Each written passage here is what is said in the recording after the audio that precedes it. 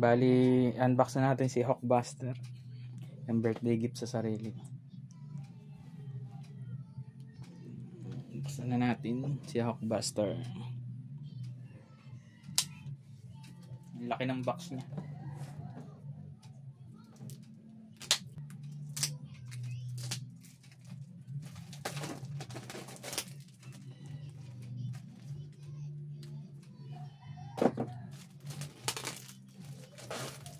Laki.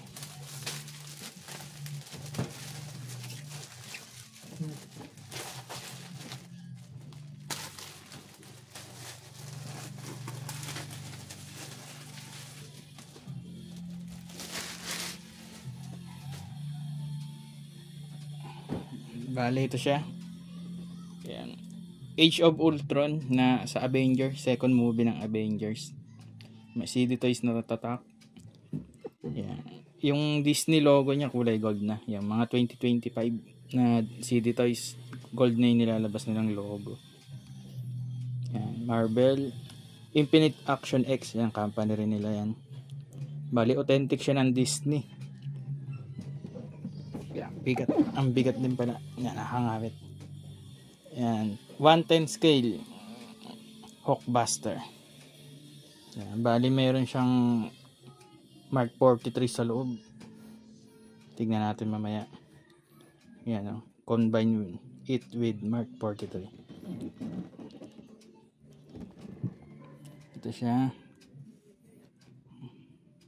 1/10 scale. USB charger.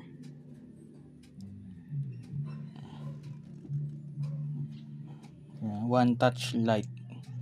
Totoo kaya. Ayan, tignan natin mamaya. Yan, CD toys, Sundong toys. Yan siya. Laki, hirap pakita. Buksan na natin.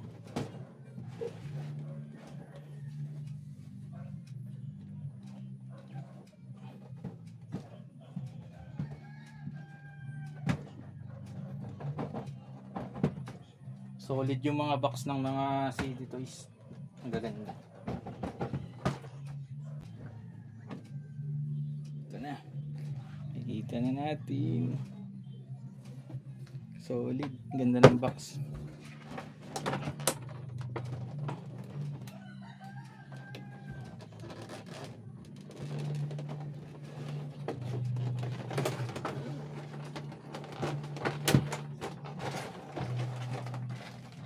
Mayroon siyang ganito. Keep away from children. Nakakalaso.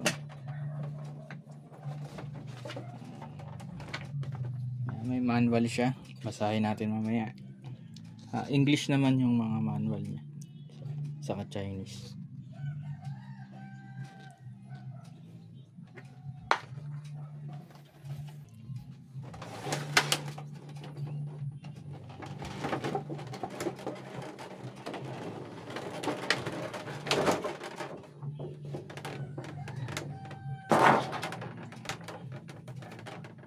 Yun na siya.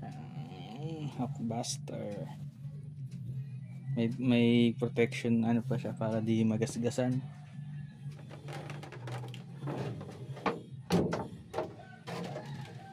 Bali wala naman siyang accessories na kasama. Tingnan natin. Bali, sukatin muna natin kung gaano siya kalaki.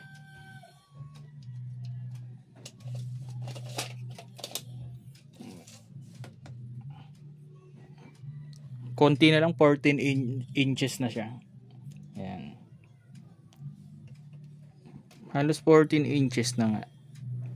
Isang guhit na lang. Malaki rin. Malaki rin talaga siya. Yung lapad niya, para kung gagawa natin ng lagayan. Ayan, 11 inches. 11 inches yung lapad niya. Pinagbasihan ko yung dulo ng kamay. Kasi yan yung lawit. 11 inches siya. Bali, halos 14 inches yung taas niya. Yan, 14 inches. Konting-konti lang, 14 inches na.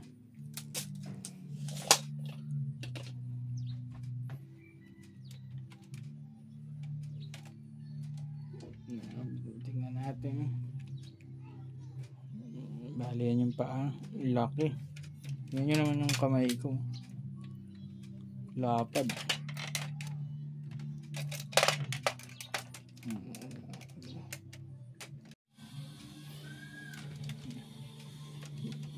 Bali yung kamay niya, yung daliri. Yung daliri niya articulated din. Kaya pala wala nang extrahan na pampalit. Ayan, natutupi siya. Nahati sa tatlo yung daliri niya. Tatlong articulation. 4 lang yung daliri niya sa isang kamay. Malaki yung sa gitna. Natutupi rin siya. Tapos ball joint. Astig. Maganda. Maganda rin ginawa nila dito. Ito yung kamay. Tataas lang. Ratchet. Ayan, tumutunog. Maganda yung mga ganito para hindi nalolost thread. Shoulder pad.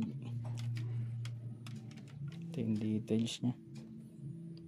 Limited lang yung articulation ng Hawkbuster na to. Pero kagandahan sa ginawa nila dito, solid. Ibig sabihin, wala kang masyadong iisipin ng mga parts na pwedeng malaglag. Kagaya nitong paa, hindi na nila ginawang articulated para solid yung tayo niya pag dinisplay. Yan, bumawi naman sila sa details. Sobrang ganda ng details nito. Ganda. Tapos yung kamay. Lapit natin.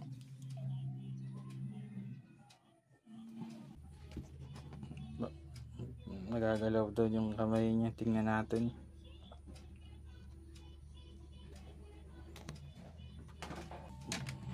Bali, tignan natin yung kamay niya. Nagagalaw daw to. Yung panuntok.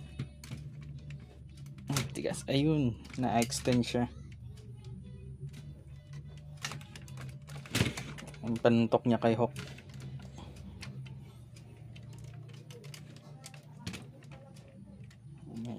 Ang ganda ng details. Oh. Kahit yung loob may details dun.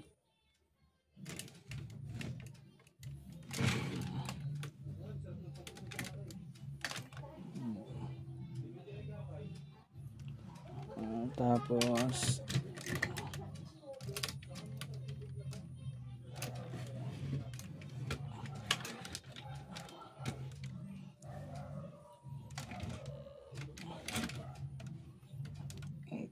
details.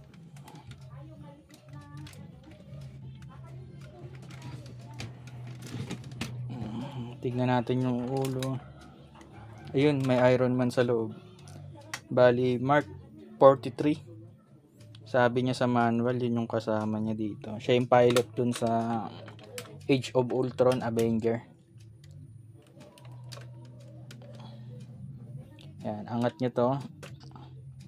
Tapos nabababa itong dibdib. Ito naalis. Magnetic. Magnetic na to. Wala na siyang lock.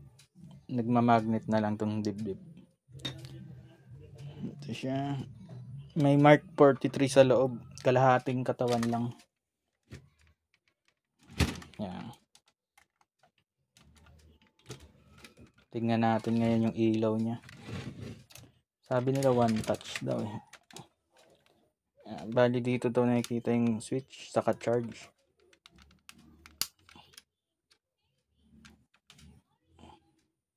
Ayan, bali ito sa ilalim.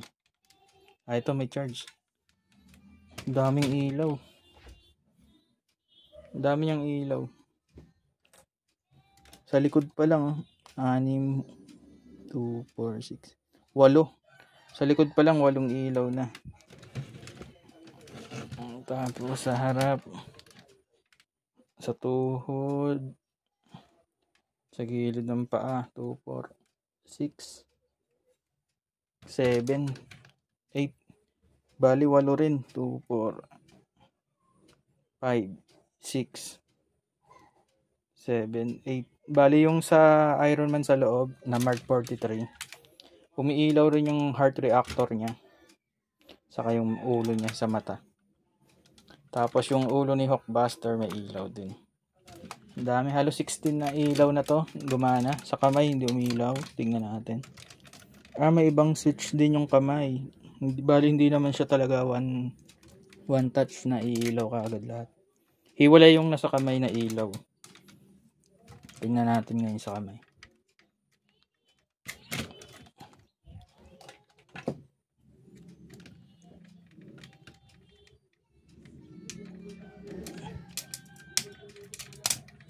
Ayan. Bali ito, nabubuksan yung sa kamay niya rin. May micro USB din yung charger niya. Ayan. Micro USB, tas may switch din. Bali ano to, walo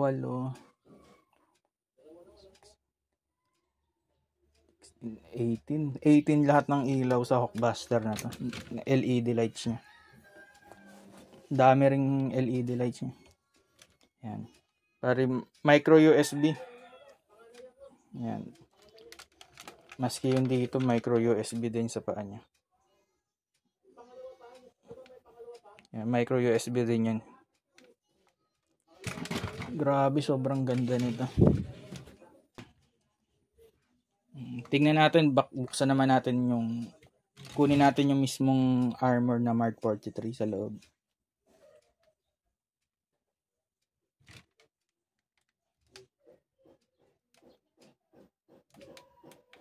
Ang ganda, astig. Ang ganda niyan to. Solid to.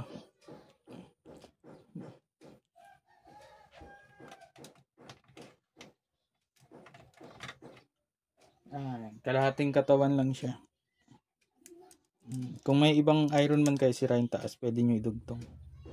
Iisa lang yan. Bali yung connection niya, mayroon siyang connection sa likod. Yan, may metal part siya para pag nagdugtong siya, magnetic din. Dito sa loob, iilaw siya. Half bash lang pala itong kasama niya. Kalahating katawan lang. Bali meron din tayo Mark 43. Ito yung Mark 43 natin. Yan, Age of Ultron. Siya yan nasa loob. 1/10. Maganda yan dito. I-display natin, nakatayo siya dito sa Hawkbuster. Bali ito yung itsura ng loob niya. Yan siya. Solid. Ang ganda. Kuha tayong isang Iron Man pagkumparahin natin.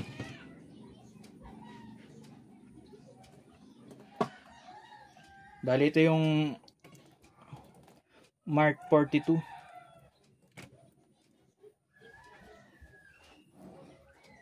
Ayan, Mark 42.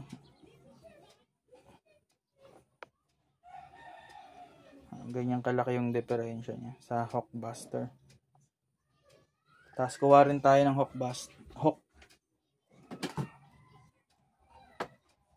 Ito yung Hawk na meron tayo na malapit sa 1/10.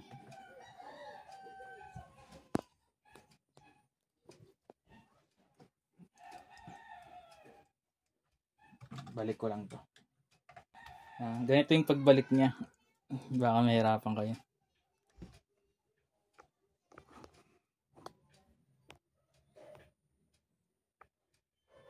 Ganito yung pagbalik niya. Ilalagay niyo muna sa baba yung kamay niya. Tapos nakahiga, nakadapa siya. Una niyo yung kamay.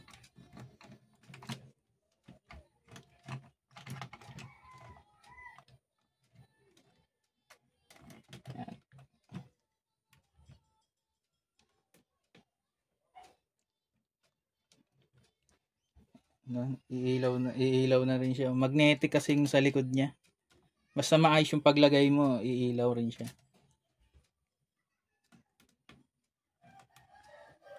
Ang galing yan. Ganda. Ganda ng pagka-design nito.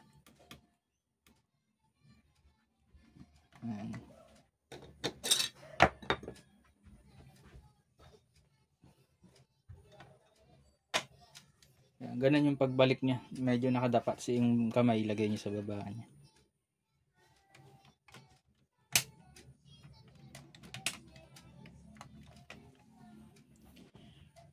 Pagkumparahin na natin yung size. meron tayong hook na pinakamalapit na size na pwede natin ipagkumpara. Yan. Mark 43, Mark 42. Yun yung size difference niya. Nakailaw po yung kamay. Yan. Tapos si hook.